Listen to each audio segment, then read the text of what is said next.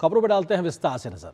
साल 2070 तक net zero के लक्ष्य को हासिल करने की दिशा में भारत ने आज ऐतिहासिक कदम आगे बढ़ाया है।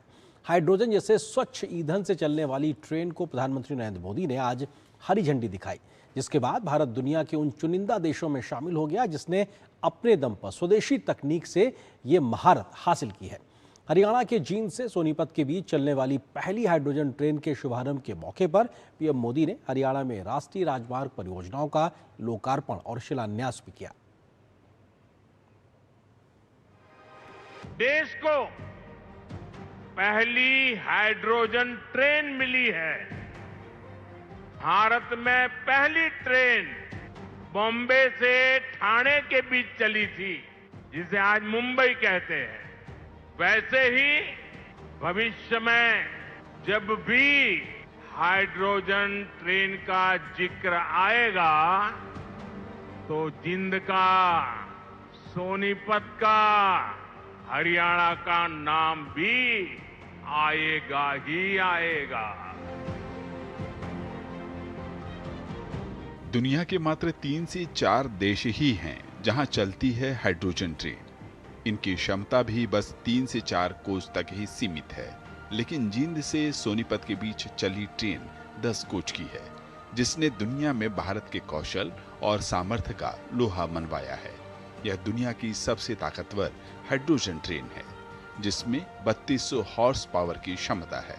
यह ट्रेन स्वच्छ पर्यावरण के मानकों को पूरा करती है और इसमें डीजल व इलेक्ट्रिक के मुकाबले शून्य कार्बन उत्सर्जन होता है।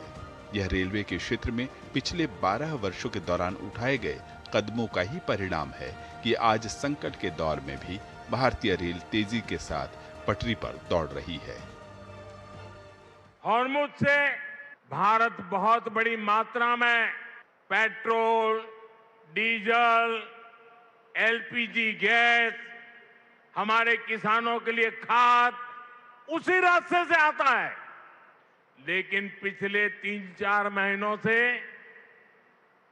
ये रास्ता निरंतर युद्ध का मैदान बन चुका है, संकटों से घिरा हुआ है।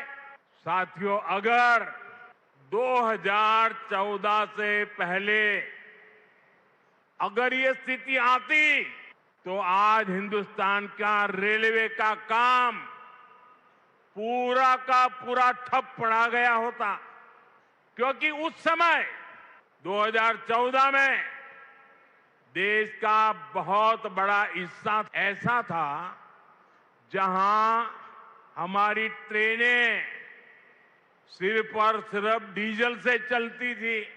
अगर डीजल आना बंद हो गया होता और डीजल से चलने वाली ट्रेनें कैसे चलती, देश कितने बड़े संकट में आ जाता। लेकिन साथियों, 2014 की स्थिति नहीं है ये मोदी है। बहुत पहले सोचता भी है और समस्या के समाधान के रास्ते भी जमीन पे उतारता है।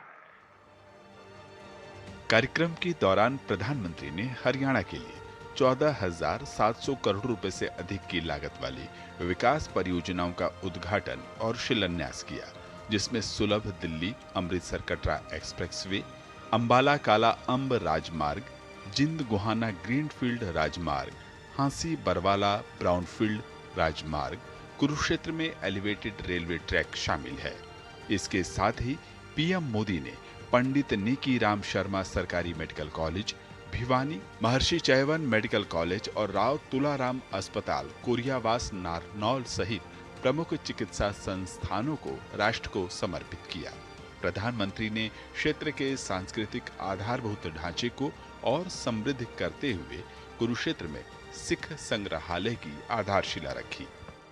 रेल हो, रोड हो, कनेक्टिविटी का ऐसा काम सुविधा भी देता है और विकास की गति भी कई गुना बढ़ा देता है। अब जिंद देश का ऐसा जिला बन गया है जो 5 नेशनल हाईवे से कनेक्टेड है। पीएम नरेंद्र मोदी ने प्रधानमंत्री आवास योजना ग्रामीण के कुछ लाभार्थियों को चाबी भी सौंपी। उन्होंने स्वच्छता अभियान में राज्य के लोगों की बढ़ चढ़कर भागीदारी किए जाने को लेकर सराहना की। उन्होंने जिंद में बिताए गए दिनों को याद किया और इसे इतिहास, गौरव और धर्म की धरती बताया। ब्यूरो इनपुट के साथ निशांत राय, राजेश राज और नीरज सिंह की रिपोर्ट, डीडी न्यूज।